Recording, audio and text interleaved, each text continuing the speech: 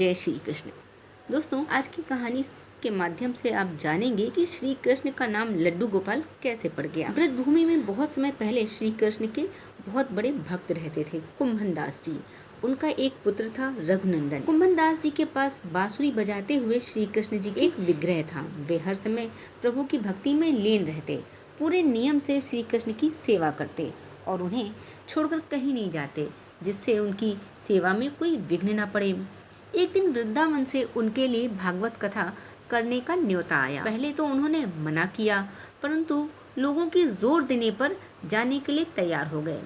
भगवान की सेवा की तैयारी करके वो कथा करके रोज वापस लौट आया करते। अपने पुत्र को उन्होंने समझा दिया कि भोग मैंने बना दिया है, तुम ठाकुर जी को समय पर भोग लगा देना, और वे चले गए। रघुनंदन भोजन की थाली ठाकुर जी के सामने रखी और सरल मन से आग्रह किया, ठाकुर जी आओ भोग लगाओ।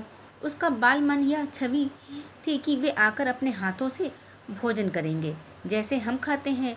उसने बार बार आग्रह किया, लेकिन भोजन तो वैसे का वैसे ही रखा रहा। अब वो उदास हो गया और रोते हुए पुकारा कि ठाकुर जी आओ भोग लगाओ।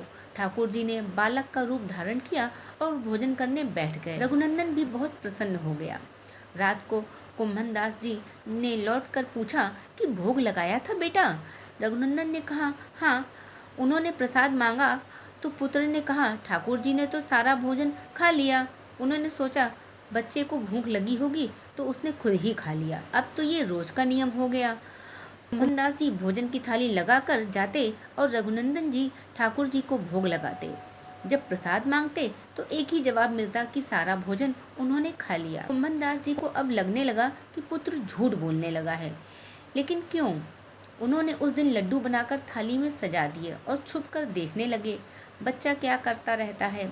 रघुनंदन ने रोज की तरह ठाकुर जी को पुकारा तो ठाकुर जी बालक के रूप में प्रकट हो गए और लड्डू खाने लगे। यह देखकर कुंभन दास जी दौड़ते हुए आए और प्रभु के चरणों में गिरकर विनती करने लगे।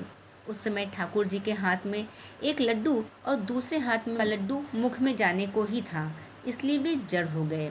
उसके बाद से उनकी इसी रूप में पूजा की जाती है और वे लड्डू गोपाल कहलाए जाने लगे। तो उम्मीद करते हैं कि ये कहानी आपको अच्छी लगी होगी, पसंद आई होगी, और पसंद आई हो तो कमेंट सेक्शन में लिख के ज़रूर बताइएगा। हो सके तो जय श्री कृष्ण, जय लड्डू गोपाल ज़रूर लिखें।